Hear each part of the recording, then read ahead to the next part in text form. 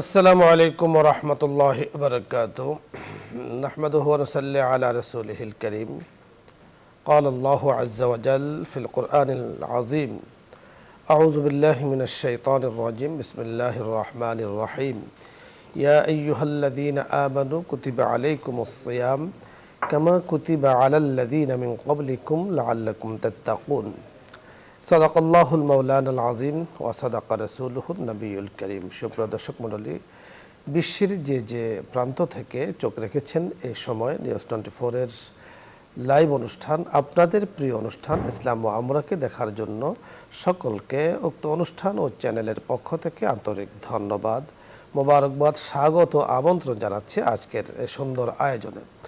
আল্লাহ রাব্বুল কারীম আমাদেরকে তৌফিক দিয়েছেন, গত রজনীতে সাধ্য অনুযায়ী আমরা ইবাদত করেছি, আল্লাহ তাআলার জিকির আজকার করেছি, আল্লাহ তাআলার হুকুম, আল্লাহ তাআলার সন্তুষ্টি পালনের জন্য আমরা যতটুকু সাধ্য আল্লাহ তাআলা দিয়েছেন, তৌফিক দিয়েছেন, পালন করেছি। আল্লাহ রাব্বুল কারীম ঠিক শবে বরাতের পরেই মাহে রমজানের মতো গুরুত্বপূর্ণ একটি মাস আমাদের খুব কাছে। এই রমজানের জন্য প্রস্তুতির হিসেবে যে 15টি দিন আছে তা কিন্তু যথেষ্ট নয়, তারপরেও আমাদের প্রস্তুতির জন্য যা যা করা দরকার তা করে নিতে হবে। আল্লাহ রাব্বুল কারীম পবিত্র কোরআনে হাকিমে আমাদেরকে জানিয়ে দিয়েছেন যে মাহে রমজানের রোজা কেন ফরজ করেছেন, যেন আমরা মুত্তাকি হতে পারি, স্বচ্ছ পবিত্র জীবন ধারণ করতে পারি। তাকওয়াবান একজন ব্যক্তির মর্যাদা রাব্বুল কারীমের কাছে অনেক অনেক বেশি। আজকে এই বিষয় নিয়ে কথা বলবেন বিশিষ্ট ইসলামী চিন্তাবিদ, ইসলামিক স্কলার। অত্যন্ত চমৎকার, অত্যন্ত সুন্দর দলিল ভিত্তিক আলোচনা দর্শকদের জন্য উপহার দিয়ে থাকেন শেখ মুফতি আনিসুর রহমান শিকদার, পরিচালক, ইসলামিক ফাউন্ডেশন বাংলাদেশ। সাথে আছি বরাবরের মতো আমি আমজাদ হোসেন হেলালি। আসসালামু আলাইকুম ওয়া রাহমাতুল্লাহি। ওয়ালাইকুম আসসালাম ওয়া রাহমাতুল্লাহ। শেখ কেমন আছেন? আলহামদুলিল্লাহ ফি কুল্লি হাল। আলহামদুলিল্লাহ, আল্লাহ তাআলা আমাকে ভালো রেখেছেন। আজকে আপনার কাছে আমরা শুনবো যে লাইলাতুল বারাত অথবা শবে বারাত পরবর্তী করণীয় যে সময়টা আছে, এই সময়টা আমরা কি করতে পারি, বা রমজানের জন্য প্রস্তুতি হিসাবে আমাদের কি কি করণীয়।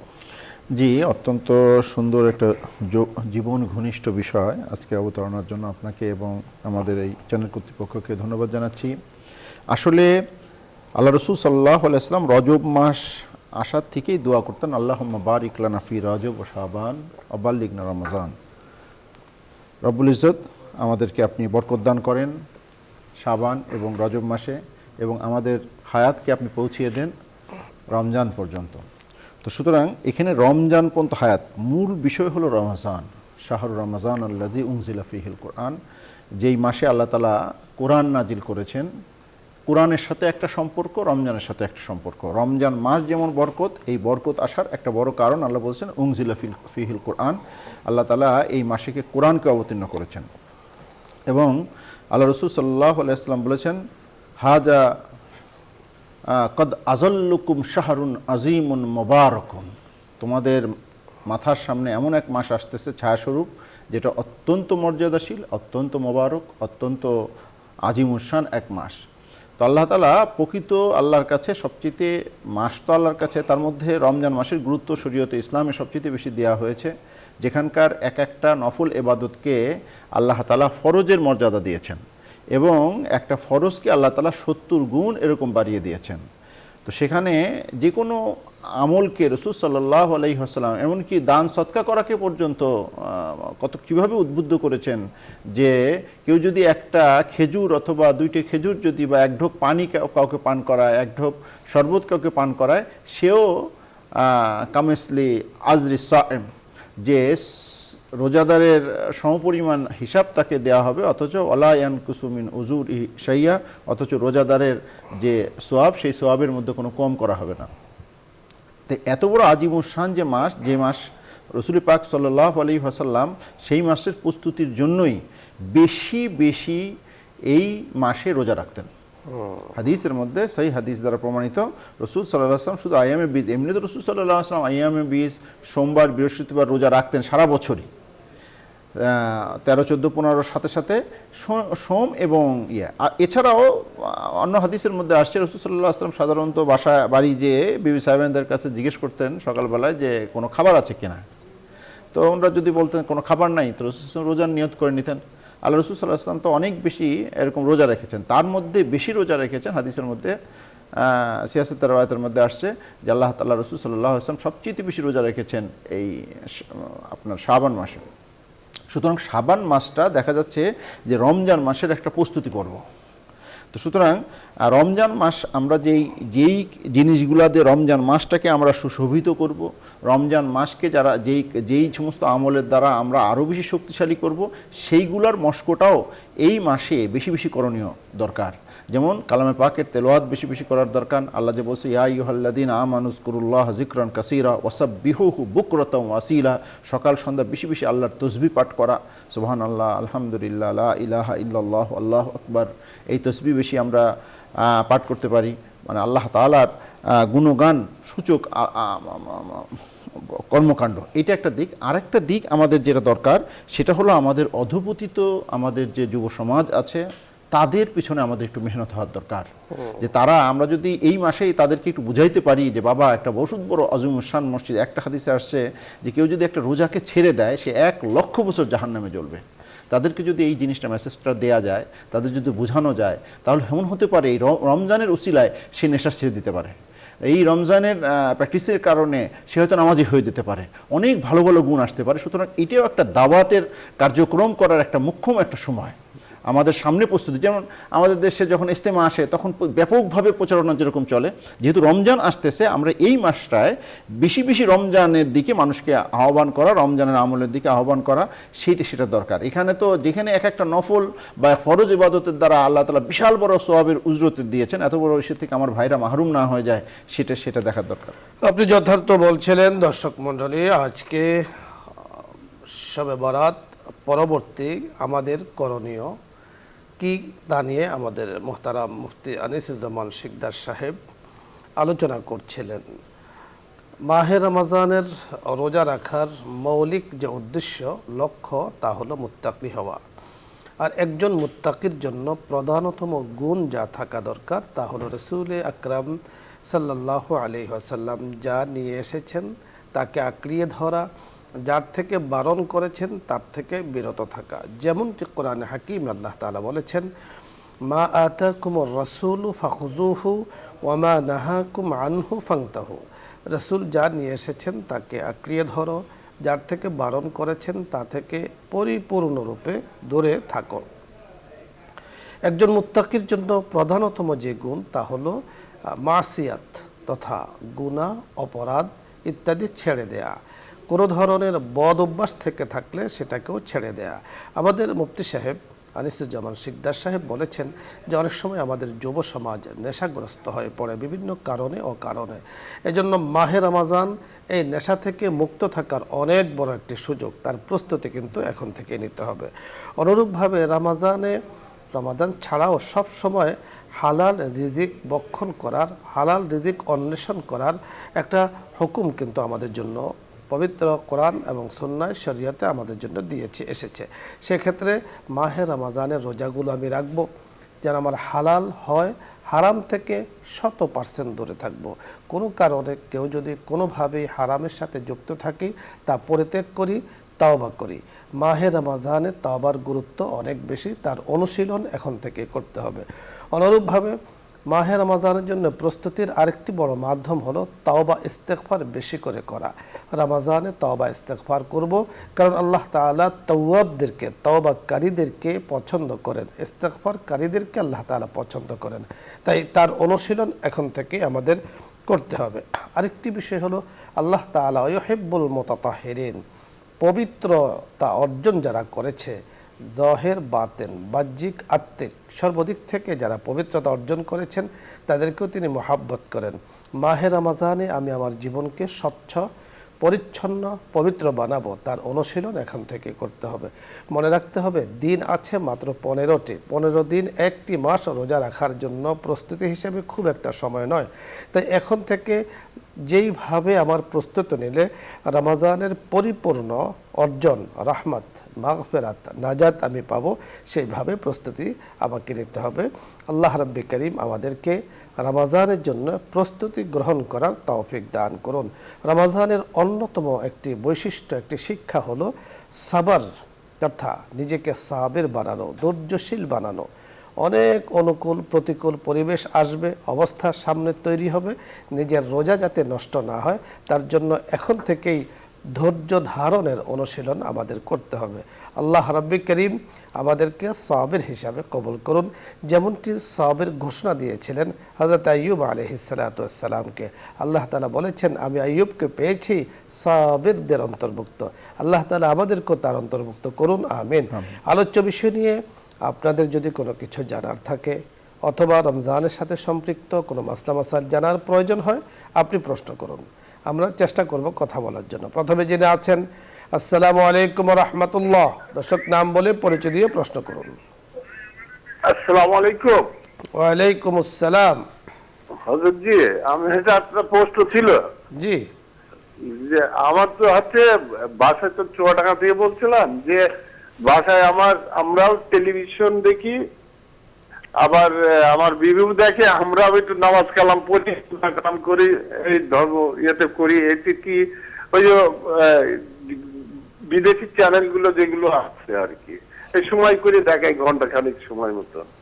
কারণ হযরত এটা যে আমাদের কোনো বলা হবে কিনা? জি জি জনাব, আপনাকে আমরা জানিয়ে দিচ্ছি, আপনি চোরাডাঙ্গা থেকেই জানতে চেয়েছেন, বুঝতে পেরেছেন। এখন এটা সবচেয়ে যে বড় যে বিষয়গুলো, যদি ইসলামিক কোনো অনুষ্ঠান হয়, সেটা ইসলামিক কোনো আলোচনা অনুষ্ঠান, সেটা দেখতে পারি। কিন্তু সবচেয়ে আমি তো আগেই বলেছি যে সবচেয়ে উত্তম হলো নিজে চেষ্টা করা। কোরআন শরীফ যদি ঠিকও পড়ে তার কিন্তু সব দ্বিগুণ।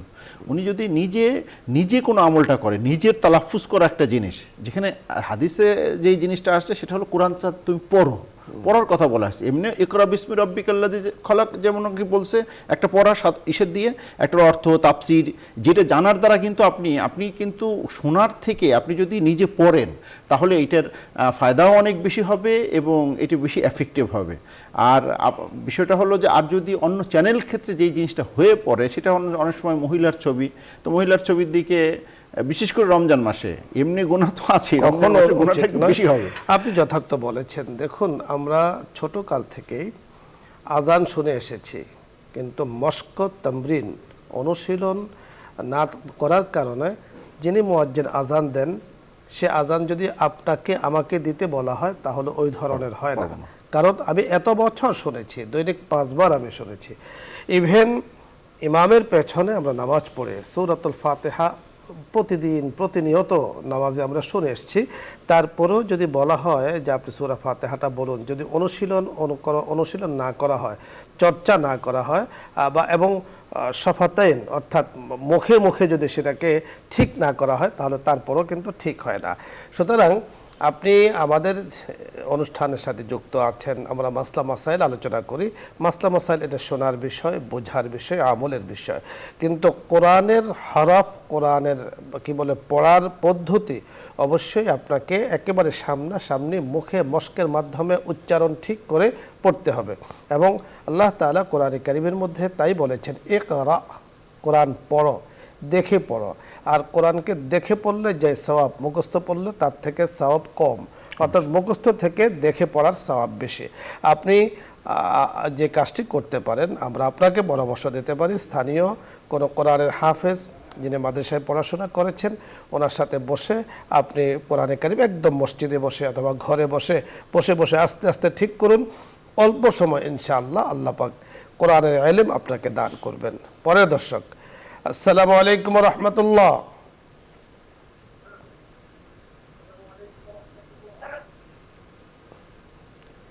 দর্শক শুনতে পেয়েছেন? প্রশ্ন করুন।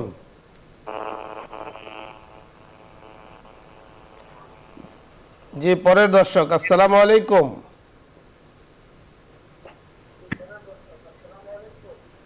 আসসালামু আলাইকুম। ওয়ালাইকুম আসসালাম ওয়া রাহমাতুল্লাহ। হুজুর, আমি ধরমপাশা সুনামগঞ্জ থেকে ইনুস বলছিলাম। জি ইনুস ভাই। শবে বরাত গেল হুজুর, প্রশ্ন হলো যে আল্লাহ রাব্বুল আলামিন শবে বরাতের রাত্রে অসংখ্য বান্দাকে ক্ষমা করে থাকেন এবং বুনু খাদ গুরতের একটা ছাগলের হাদিসও আমরা জানি।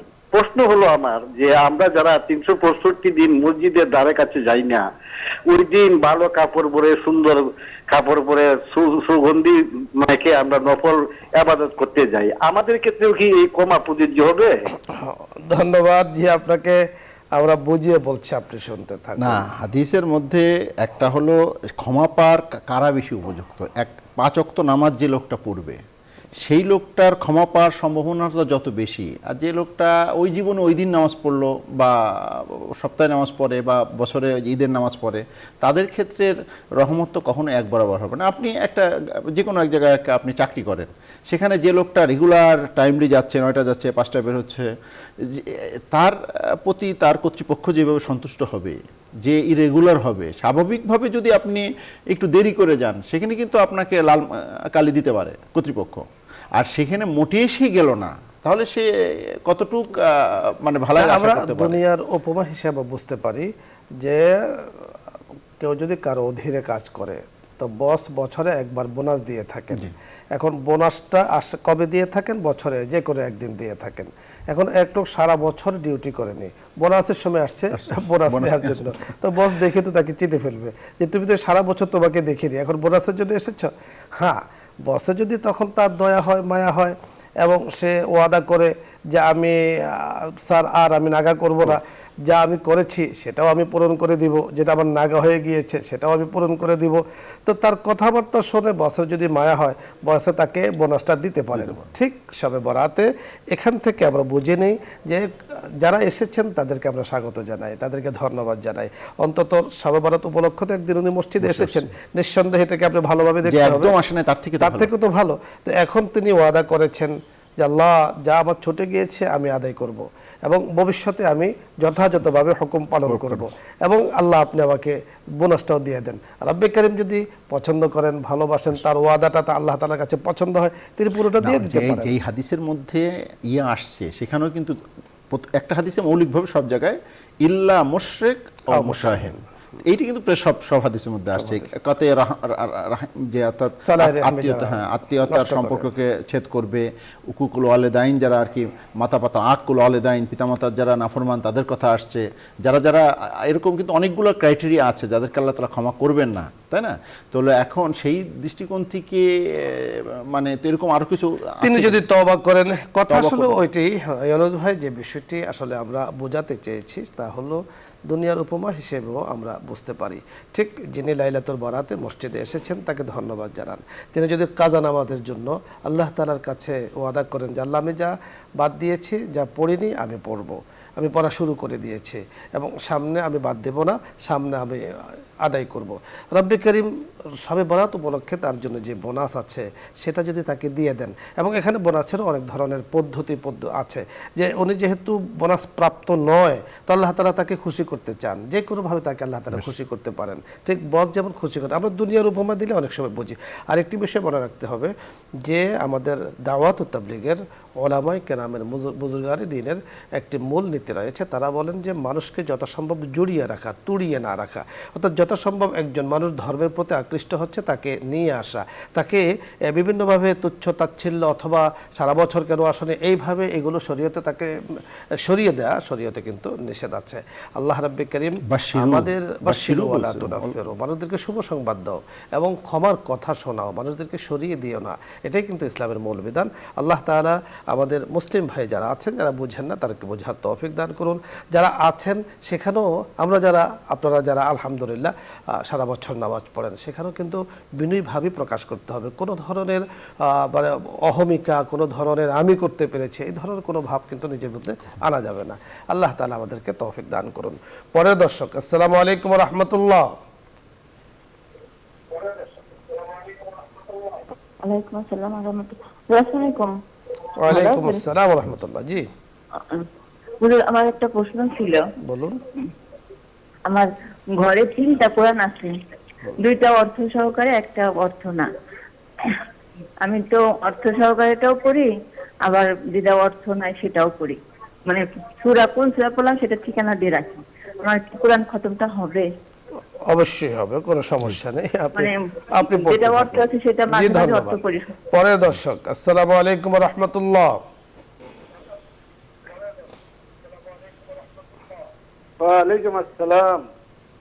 প্রশ্ন করুন। হ্যালো, হ্যাঁ ভাই, আমি একটা প্রশ্ন করতে চাচ্ছি ভাই। বলুন ভাই। হ্যালো, হ্যাঁ, আমি আব্দুল্লাহ বলছি, আব্দুল্লাহ শুনেন, এই যে রাসূলুল্লাহ সাল্লাল্লাহু আলাইহি সাল্লাম বলেছেন তোমাদের মাকে 3 বার সম্মান করো, তারপর তোমাদের পিতাকে সম্মান করো।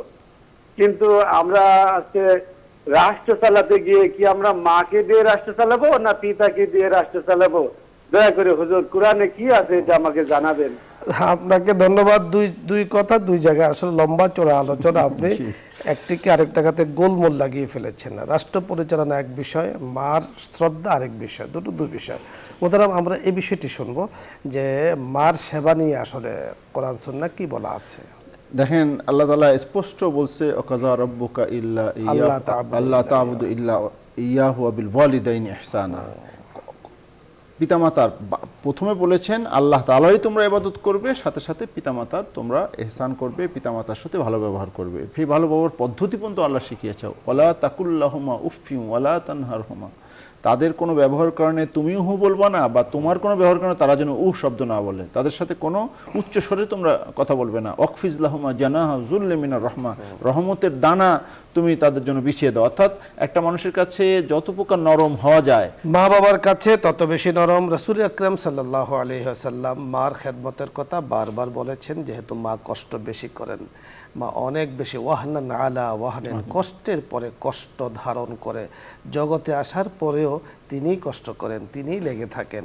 বাবা তো বিভিন্ন জায়গায় যান, মা জননী এই সন্তানকে বুকে ধারণ করে সকল কষ্ট সহ্য করেন। এই জন্য মার হকের কথা বলা হয়েছে। আল্লাহ রাব্বুল কারীম বাবা মার হক যথাযথভাবে আদায় করার তৌফিক দান করুন। মহতারাম, ধন্যবাদ আপনাকে। দর্শক মণ্ডলী, আপনাদের সকলকে আজকের এই সুন্দর আয়োজনে শরীক হয়েছেন, শরীক থাকবেন, আল্লাহ রাব্বুল কারীমের কাছে সে আশাবাদ ব্যক্ত করছি, শুকরিয়া জ্ঞাপন করছি। আল্লাহ তাআলা আমাদেরকে তৌফিক দিয়েছেন দ্বীনের প্রোগ্রামের সাথে যুক্ত থাকার, আরও বেশি যুক্ত থাকতে আল্লাহ তাআলার কাছে আশাবাদ ব্যক্ত করে আজকের মতো বিদায় নিচ্ছি। আসসালামু আলাইকুম ওয়া রাহমাতুল্লাহি ওয়া বারাকাতুহু। দোয়া হবে, দরুদ ইস্তিগফার পাঠ করি। আল্লাহুম্মা সাল্লি আলা সাইয়্যিদিনা ওয়া নাবিয়্যিনা ওয়া শাফিঈনা ওয়া হাবিবিনা ওয়া মাওলানা মুহাম্মদ সাল্লাল্লাহু আলাইহি ওয়া আলা আলিহি ওয়া আসহাবিহি ওয়া বারাকা ওয়া সাল্লাম। আস্তাগফিরুল্লাহ রাব্বি মিন কুল্লি যামবিন ওয়া আতুবু ইলাইহি। لا حول ولا قوة إلا بالله العلي العظيم. اللهم آمين. ربنا ظلمنا أنفسنا وإن لم تغفر لنا وترحمنا لنكونن من الخاسرين. رب ارحمهما كما ربياني صغيرا. رب ارحمهما كما ربياني صغيرا. اللهم إنا على ذكرك وشكرك وحسن عبادتك. اللهم إنا نسألك الأب والعافية ونعوذ بك من النار. اللهم إنا نسألك رضاك والجنة جنة الفردوس يا رب العالمين. اللهم أرنا الحق حقا وارزقنا اتباعه. اللهم أرنا الباطل باطلا وارزقنا اجتنابا. মাওলাই করিম, পরিপূর্ণ মুমিন হওয়ার তৌফিক আমাদেরকে দান করেন। পরিপূর্ণ মুমিন না বানিয়ে আমাদেরকে দুনিয়ার থেকে রুখসুত করিয়েন না, মৃত্যু দিয়েন না। মাওলাই করিম, আমাদেরকে যেইভাবে নামাজ পড়লে, যেইভাবে রোজা রাখলে, যেইভাবে আপনার ইবাদত বন্দি করলে আপনি রাজি আর খুশি হন, সেইভাবে আপনার ইবাদত করার তৌফিক দান করেন। বিশেষ করে আনেওয়ালা রমাজানের কদরদানি করার তৌফিক দান করেন। মাওলাই করিম, রমজান মাসে বেশি থেকে বেশি ইবাদত করতে পারি সেই তৌফিক আমাদেরকে দান করেন। পরওয়ারদিগার আলম, মাওলাই করিম, রহমত এবং বরকতের দ্বারা আপনি আমাদের জীবনকে পরিপূর্ণ করেন, আমাদের দেশটাকে আপনি রহমত আর বরকতের দ্বারা পরিপূর্ণ করেন। মাওলাই করিম, এই রমজানের কদরদানি করার জন্য, রমজান উপলক্ষে যত প্রস্তুতি নিয়ে সেই তৌফিক আমাদেরকে দান করেন। পরওয়ারদিগার আলম, বিশেষ করে সমস্ত প্রকার গুনাহ থেকে বেঁচে থাকতে পারি সেই তৌফিক আমাদেরকে দান করেন। মাওলাই করিম, কাম, ক্রোধ, লোভ, হিংসা, বিদ্বেষ, শিরিক, কুফুর, বেদাত সহ সমস্ত প্রকার খাবায়েস থেকে আমাদের দিলকে আপনি পাক ও সাফ করে দেন।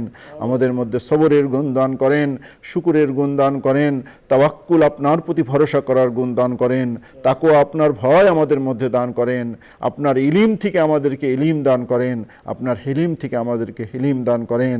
মাওলাই করিম, আপনি সত্তার, আপনি মানুষের দোষকে গোপন করেন, আমাদের মানুষের দোষ গোপন করার তৌফিক তৌফিক দান করেন। গীবত, শিকায়ত, চুগলখুরি সহ সমস্ত প্রকার জবানি খবাসাত থেকে আমাদের জবানকে আপনি হেফাজত করেন। হারাম মাল খাওয়ার থেকে আমাদের জবানকে আপনি হেফাজত করেন। মিথ্যা কথা বলার থেকে আমাদের জবানকে আপনি হেফাজত করেন। রব্বানা মাওলাই করিম রব্বানা তাকাব্বাল মিন্না ইন্নাকা আনতাস সামিউল আলিম ওয়া তুব আলাইনা ইন্নাকা আনতাত তাওয়াবুর রহিম। আমিন আমিন আমিন বিরহমাতিকা ইয়া আরহামার রাহিমিন। লা ইলাহা ইল্লাল্লাহ।